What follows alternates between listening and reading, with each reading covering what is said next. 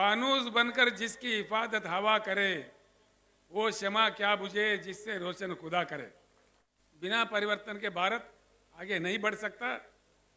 इसीलिए पैदा हुआ है बीआरएस पार्टी। बीआरएस एक चुनाव के लिए, एक दिन के लिए, कोई एक वर्ग के लिए, एक धर्म के लिए, एक जाति के लिए नहीं पैदा हुआ। ये सारे भारतवासी जितने भी है, उनके हकों को लड़ने के लिए, उनके हकों के लिए बिल्कुल बीआरएस पैदा हुआ है। हिंदुस्तान में अगर लोकतंत्र है, लोकशाही है, तो 13-13 महीने किसानों को क्यों दिल्ली में, देश के राजधानी में धरना करना पड़ता है। 13 महीने के दौरान में 750 किसानों का मृत्यु हो गया। 750 लोगों को मरने पड़ते हैं इस देश में, जिसमें लोकतंत्र हम कहते हैं। ये क्या तमाशा हो रहा है देश में। उसके बाद प्रधानमंत्री खुद माफी मांगते हैं, कानून वापस लेते हैं। अभी और 13 महीने गुजर गए, होता कुछ नहीं है। और देश में पूरा जातिवाद, धर्मवाद, लिंग भेद खेल रहे हमारे आंखों के सामने। रोज बरोज हम देख रहे हैं। जो धनवान है, अमीर है, और अमीर होते जा रहे हैं। एक ही साल में 10 लाख 12 लाख करोड़ के करोड़ोपति अरबोपति बन रहे। जो गरीब है और गरीब होते जा रहे। भारत का कोई गोल, कोई लक्ष्य है, या भारत अपना लक्ष्य खो बैठा है? ये प्रश्न मुझे खाए जा रहा है कई दिन से। क्योंकि जो भी बात है हमको गुमराह करते। डिजिटल इंडिया बोलते, मेक इन इंडिया बोले। यहाँ इस शहर में कितने चाइना बाजार है भैया? 100 के ऊपर है मेरे ख्याल से। गली गली में एक चाइना बाजार है। मेक इन इंडिया में सच्चाई है तो भारत बाजार रहने चाहिए ना। चाइना बाजार क्यों आ रहा है? दलित भाई हमारे भाई है, इसीलिए हमने दलित बंधु काम भी शुरू किया है।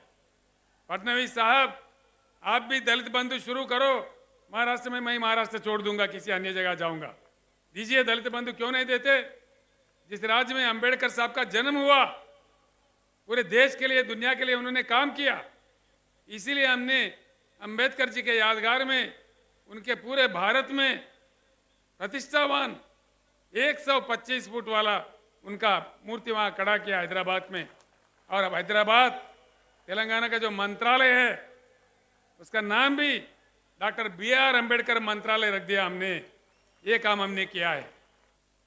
पानी एक ऐसी चीज है जो किसी फैक्ट्री में नहीं बनाया जा सकता। पानी को इंसान नहीं बना सकता। पानी खुदा का, भगवान का देन है, जो अपने आप में आता है, प्रकृति देता है। बहुत ही मूल्य चीज है।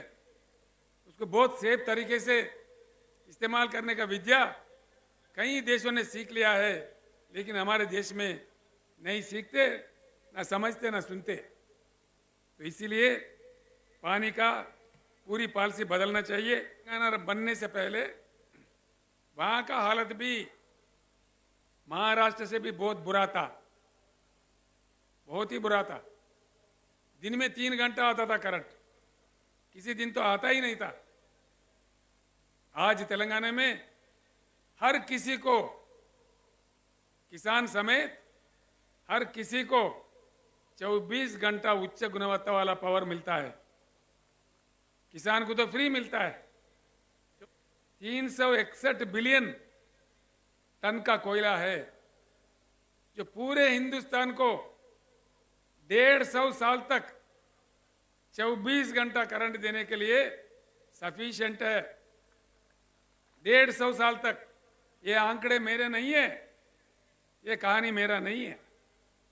इसको कोई गलत साबित करा, मैं 1 ही मिनट में मेरे चीफ मिनिस्टर पोस्ट को इस्तीफा भी दे दूंगा। ये मेरा सवाल है। ये है, इसका उपलब्धि है। भाई पानी है, भरपूर नहीं देते।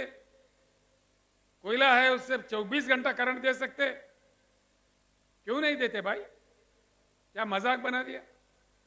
बिजली के बिल बढ़ाओ, प्राइवेट दे दो, किसका बाप का जागीर है, प्राइवेट दे दो, जो मर्जी दे दो। कैसे दे रहे? बीआरएस काम करता रहेगा जब तक भारत पूर्ण परिवर्तन नहीं होगा तब तक ये लड़ाई जारी रहेगा। इतना हमको गुमराह कर दिया है, खास तौर पर दो चीज, एक पानी, दूसरा करंट, बिजली। पानी, हिंदुस्तान के जो कृषि योग्य भूमि है 41 करोड़ एकड़, और जो पीने का पानी चाहिए और जो उद्योग के लिए चाहिए, इन सब के लिए जितना पानी चाहिए उससे डबल पानी हिंदुस्तान में अवेलेबल है। फिर भी देश क्यों वंचित है? आप लोग सोचिए। ये नहीं है कि पानी नहीं है, फिर क्या नहीं है? राजनेताओं का इच्छा शक्ति नहीं है, देश के प्रधानमंत्री का इच्छा शक्ति नहीं है, राज्यों के मुख्यमंत्रियों का इच्छा शक्ति नहीं है। बस चल रहा तो चला रहे। आप खेत जाना, हल चलाना सीखते हो, जानते हो, एक बार असेंबली की तरफ क्यों नहीं जाते? आप खुद आमदार क्यों नहीं बनते? आप खुद खासदार क्यों नहीं बनते? वे नेता, बड़े बड़े मोटे नेता नहीं चाहिए हमको, हम में से खुद नेता बनेंगे।